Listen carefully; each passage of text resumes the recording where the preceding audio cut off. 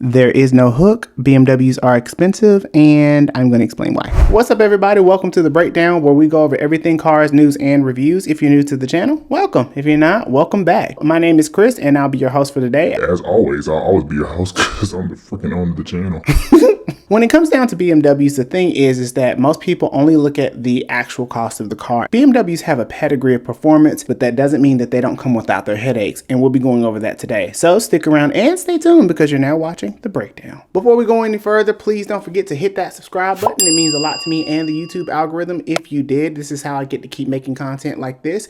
And also don't forget to smash that like button. It also means a lot to me as well. So without further ado, let's go on with the show. Yeah, so back to what I was saying about BMWs. When buying a car, a lot of times people often tell you to stay away from German luxury cars because people often say, Oh, they're too much of a headache and they're too expensive. the truth is they're right, but there's a reason for that. Before I go any further, you know I'm going to give you a history lesson, so let's dive into it. BMW, or BMW as it's called in Germany, actually began its journey in 1916 under the Rapp Motorworks firm, which was founded in 1913. Now, when BMW first started, they actually started as an aircraft supply engine company to the German Empire in World War I, and during World War I, they supplied those materials. After World War I was over and the Treaty of Versailles was signed, BMW was forced to stop making those aircraft engines, and they had to pivot over into built-in motors and railroad brakes under a different company. And here's the name because y'all are not going to get me in the comments today.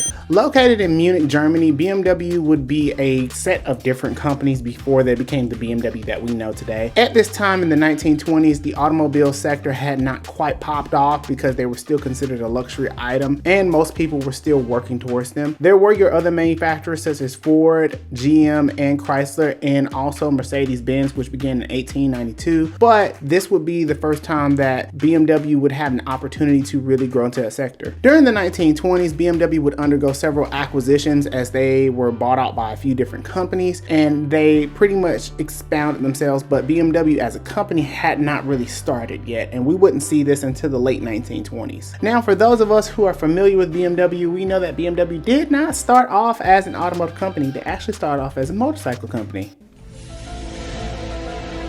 That sounds familiar.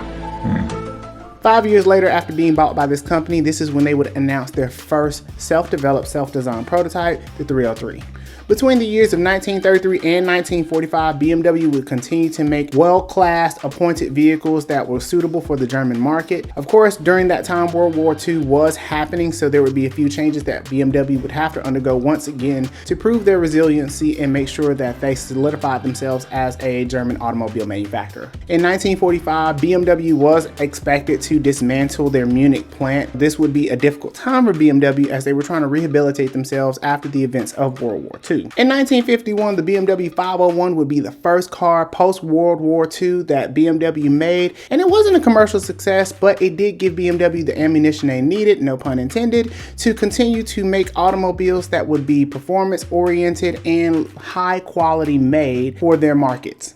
So the 60s is when BMW gets really interesting. This is when we see the debut of the BMW 2002. The BMW 2002 had a 2-liter single overhead cam carbureted engine that pumped out 101 horsepower and 102 pound-feet of torque, which was going to either a 3-speed automatic or a 4-speed manual. Now, at the time, it was a lightweight, nimble coupe that was super fun to drive and was super zippy and unlike anything the American market had ever seen. This model would later be eclipsed by the iconic 2002 turbo-injected engine, which was the first turbocharged and fuel-injected engine that BMW had ever released, and it really solidified BMW as a contender in the luxury performance market. Back then, BMWs were a little bit different. BMWs didn't have as much intricate technology as they do today, and so some would consider these the old BMWs and were much more reliable and easier to maintain as well as easier to work on, and they were much more longevity driven as you could pretty much get about 300,000 miles out of these cars easy if you took care of them. In this 11-year run, BMW would produce 430,000 units,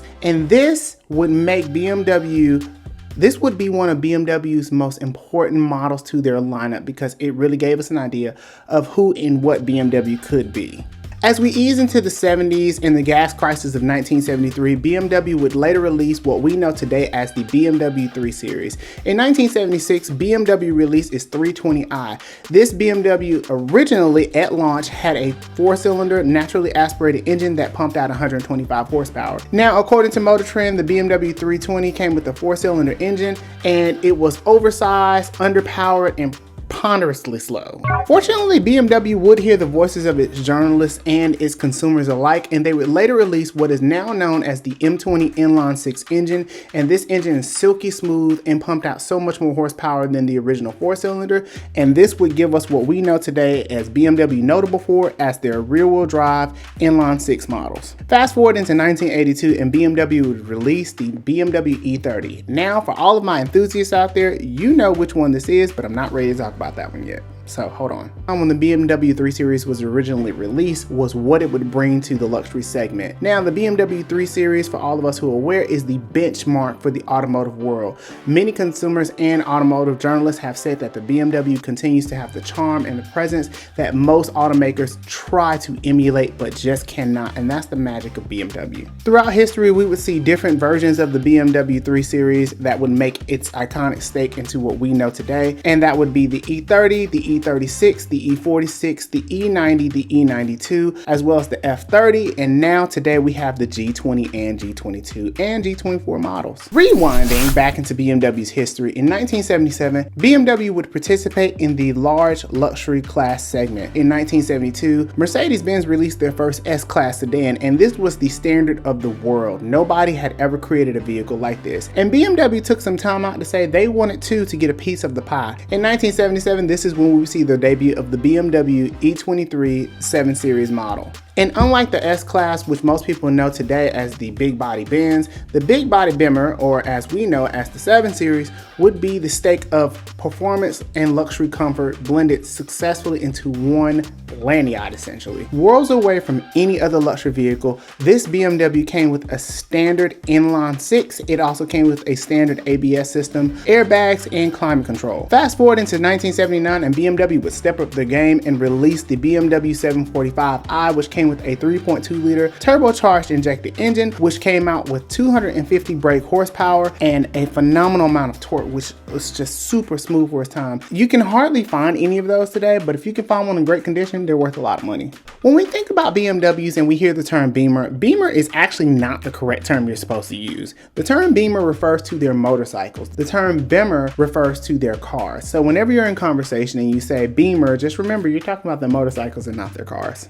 So here's some of the good stuff. In 1985, BMW would be cooking up something good. They developed what we know iconically as the BMW E30 M3, and this was big. The BMW E30 M3 was a huge deal and a big gamble for BMW because it would be their first core performance model we've ever seen from their lineup and the first true M car. The E30 M3 would come with a factory-tuned 2.3 liter engine that was capable of 146 miles per hour, pumping out 200 horsepower, going to a 5-speed manual transmission. Other noteworthy cars would come from BMW, one of them being the seductive and sexy BMW 8 Series, which was super futuristic and timeless looking of its time, back when luxury coupes were a huge thing. Another one is the E39 M5, which most enthusiasts will tell you is probably one of the most reliable and legendary BMWs to ever have been built, in addition to the 2002 turbo injected engine. The other one is the stylish and iconic E46, and it was the perfect size. It was pretty much the pinnacle of pinnacle, especially if you got the M3 version.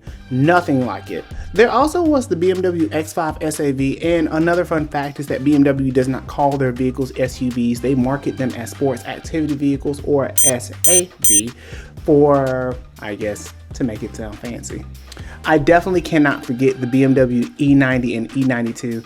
I remember being in high school and this car was so sexy to me and I always wanted one. This came with the infamous N54 and M55 engines that pumped out over 300 horsepower from a turbocharged inline-6. Let me tell you, super sweet sounding, and you'll find nothing like it. And I couldn't forget my personal favorite, the 1 and 2 Series. The 1 and 2 Series are literally a hail back to BMW's days of pure performance driving. They are incredible to drive, and if you have never driven one, and this is the 2 Series coupe, not not the 2 Series Grand Coupe, which is now a thing. The 2 Series Coupe itself is stylish, sleek, and it really represents what BMW is known for. Small, fun, performance coupes that will give you nothing but smiles per miles every time you drive them. From gasoline to electric to diesel, BMW has literally anything in any form that you can think of. My personal favorite is the wagons, which they don't really make here in the States anymore, but the wagons are lit like nothing like it. And I absolutely cannot forget the BMW i3 and i8 as parallels. They were two completely different cars, but were one of the first times that BMW successfully marketed an electric vehicle and made it known that BMW too could make BMW could make a great electric car. So I'm sure you're wondering, if BMW is so great, then why do people have so many complaints about them? Okay. This is a bit of a complicated situation. And before going any further, I do want you guys to know that BMWs are great, but they do not come without their headaches. BMWs are great. BMWs are great cars, but they are super maintenance heavy. BMWs, unlike Mercedes and Audi, which tend to focus on luxury and comfort, are a bit of different cars. German cars in general are just maintenance heavy because they're drivers' cars. In contrast to Mercedes, BMW is not the same. Mercedes is more so for people who like luxury and technology. Audi is more so for the people who like technology and performance. And BMW blends literally all three of them together. As a German automotive manufacturer, BMW is really okay with the idea of innovation and technology. BMW will be one of the first people to inject any type of efficiency or technological based component that makes its vehicles drive so much better. While not the first manufacturer to turbocharge their engines, BMW was one of the first to successfully market their turbocharged engines. And of course, we see everything turbocharged, from Hondas to Toyotas to Fords. We see everything literally turbocharged, but BMW was one of the first manufacturers to really try this technology and make it better for the consumers. For BMWs to perform well, you need to adhere to the maintenance schedule. And unlike many cars like a Ford, Nissan, Mazda, Volvo, or any other car, BMWs in particular have what's called a tight tolerance. For example, BMW markets their oil change system as 10,000 miles to 12,000 miles between changes, which realistically, no oil change should go that long. The max is probably about 8,000 miles, depending on your driving habits.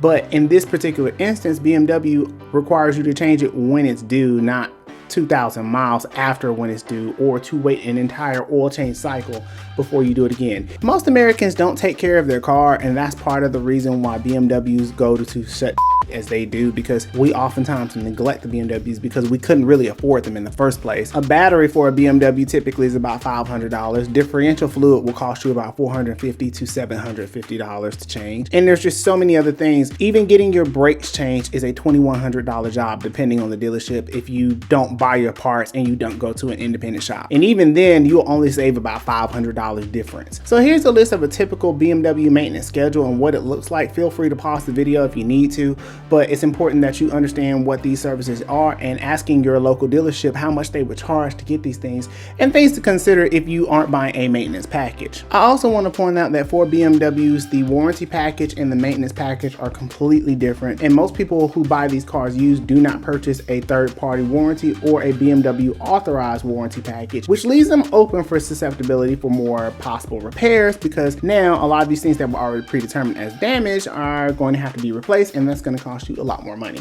Another thing that BMWs are notorious for is their heavy depreciation. Now, for somebody who likes to buy them third and fourth hand, which is usually what happens, you can get a BMW at a great deal, but that will not mean it is completely scotch-free, because it's more than likely you're going to spend that money that you saved on buying a BMW in repairs. It almost never fails. I typically say that the mileage is not what matters as much as it is what the age of the car is. If the car is 10 years old with 80,000 miles, you're more than likely going to have more problems in that car than you would in a car that has 3 years with 125,000 miles. I do want to give as a caveat though, the BMW M and M Performance lineups do tend to resist depreciation a little bit better. That doesn't mean that they don't depreciate, that just means that they tend to lose little value, unlike their mass market counterparts. When it comes to purchasing a BMW, most people do one of three things. They either lease them, buy them certified pre-owned, or they buy them used third party. Most people do not buy BMWs brand new because of their heavy depreciation. You will lose so much money if you finance these cars and don't keep them for 10 years. And when I say you will lose so much money, you will lose a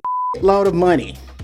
So let's go over a few things. Don't finance a brand new BMW, lease it. Do not do it. So here's the thing, if you plan on buying a brand new BMW, just lease it. And the reason is because the BMWs are already typically inflated to account for various marketing, various campaigns, and other things that go on internally that we're not privy to, as well as the dealerships and to support them. And really their cars are already inflated to account for their costs, which is why they depreciate so heavily, because people usually are upside down by the time they trade them in. If you just want to throw your money out the window, just let me have it instead of giving it to BMW. I promise I'll do more with it than they will.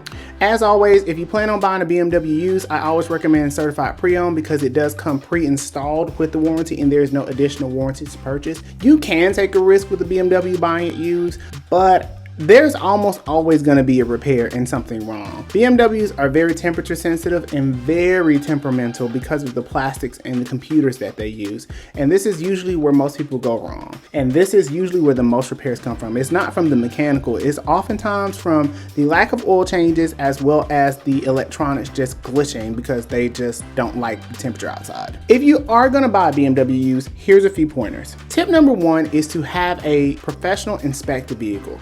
I know it sounds crazy, but having a person inspect the vehicle before you're making a $40,000 investment. I just want to point out that a car is not an investment, it's a purchase. Please do not use this verbiage, it will piss people off. And now back to the breakdown. On average, makes a lot of sense to me. If you're going to have somebody inspect the vehicle, usually have a professional or a trusted mechanic look at it before you buy the vehicle. This runs anywhere from $100 to $150, but I promise you that $150 will translate into over $4,000 to $10,000 worth of savings over the duration of the ownership of car because you knew what problems were going to happen potentially before you bought the car. And in some cases, you can have the dealer repair those repairs before you buy the car. You may have to negotiate it in there, but you can still do it. Look at it like this. If you're making a $40,000 investment, $150 will save you so much money and well worth your time. Another good idea is to have the Carfax requested before you buy the vehicle. In most cases, more dealers will have the Carfax posted within the ad if you're looking online. Car Gurus and Auto Trader are pretty good about this, and if you go on the dealer's website, they usually have it as what's called a dealer packet, and you can actually find that on their website. But the Carfax report does typically report any occurrences that were reported by whomever serviced the vehicle. Carfax isn't always accurate because there are some things that can be omitted, especially if the person does a lot of the repairs at home by themselves, which you'll almost never know, but that's okay. At least ask for it so you can have an idea of when it was changed. And that inspection will also reinforce what you were looking for in the Carfax report. If you're looking in the Carfax report, it's always a good idea to count the mileage intervals. Typically, you want to look for something between every 7 to 10,000 miles for service and what was changed. A lot of times, if you don't see anything that says brake service, tire service, and or oil change or oil filter change, it is a strong likelihood that that vehicle was not properly serviced. Another thing is if you're planning on buying used and not certified pre-owned, it's almost always a good idea to get a third-party warranty. The only thing about getting a third-party warranty, which I would strongly encourage, is that you read what is covered by the warranty and what is not. Also, maintenance items like oil changes, air filter changes, tire rotations, and brake pads are considered as consumables and they are not considered under warranty. So keep that in mind when you're thinking about what kind of warranty you want to buy. If you're considering buying a non-certified pre-owned model, it's a good idea also to get the $200 oil change extended option. Basically what this is for $200 offered by many BMW dealerships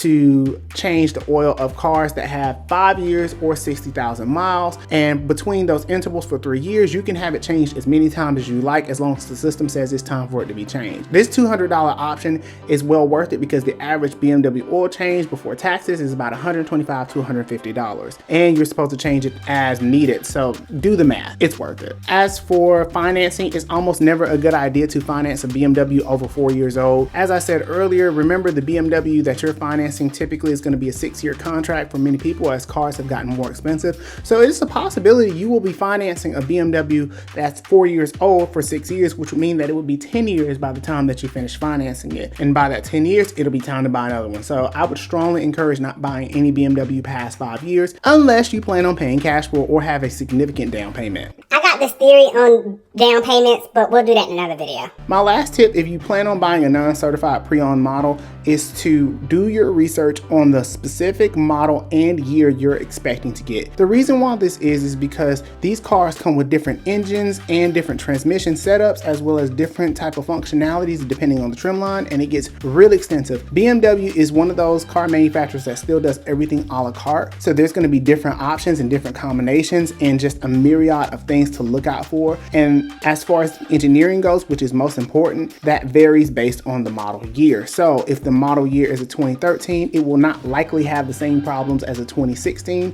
or 2019 because of improvements. So this is something to think about when you're thinking about whatever car you're planning on buying and how much you expect to pay for it. As I said before, it is never a good idea to buy a BMW brand new. Almost never a good idea to buy any car brand new, but we're in a different age, in a different time, so we have to go with different variables.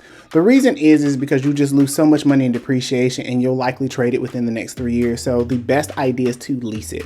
Now, if you're going to lease a BMW, here's the thing. You need at least a 660 FICO score. Now, BMW does allow you to finance a car at a 580 FICO score, but you also need 20% down. And most people who are financing a BMW that are going to get them, they're not putting 20% down on a car. It's just not going to happen. BMW also is one of those manufacturers that still does balloon financing. There are other manufacturers who do it. And balloon financing is essentially you only financing 60% of the vehicle and the other 40% is due at the end of the loan. Now, I will say this much, BMW financing and balloon financing can be very tricky. So make sure you have a plan if you plan on going balloon financing. That's like a last resort option if you can't do anything else. Now, I do want to point this as a caveat. If you do plan on keeping the car at least 10 to 15 years, it's not a terrible idea to buy a BMW brand new. Just know that in addition to paying the overinflated price, you're also going to have to pay for repairs and the other maintenance items that come along with owning a BMW. So please keep that in mind when you're considering buying a brand new BMW. As for my last tip, it's almost always a good idea to check your insurance before you buy whatever model you buy and cross shop the insurance quotes before you confirm that is the car you want to buy. The reason is because your car payments are typically fixed, whether it be leased or financing. Your insurance, on the other hand, is subject to change. If you get in an accident, It's increasing. if somebody hits you, It's increasing. if you are in a different state, It's increasing. so many different things that happen. And what happens is we oftentimes do it the opposite. We'll buy the car first because we can afford the car payment, not accounting for the insurance. And what ends up happening is the insurance, God forbid something goes wrong and it becomes super expensive. And now we can barely afford the car in addition to the insurance, in addition to the maintenance. And this, my friends, is how you get the ownership experience of a BMW and why it sucks, but it's so pleasurable. But it sucks. BMWs are great cars, but in this instance, you must pay to play. And with that being said, if you have any other questions, feel free to let me know. Drop a comment below. Let me know what you think about BMW. Let me know what your ownership experience has been like. And until the next video, I will see you guys later. See ya.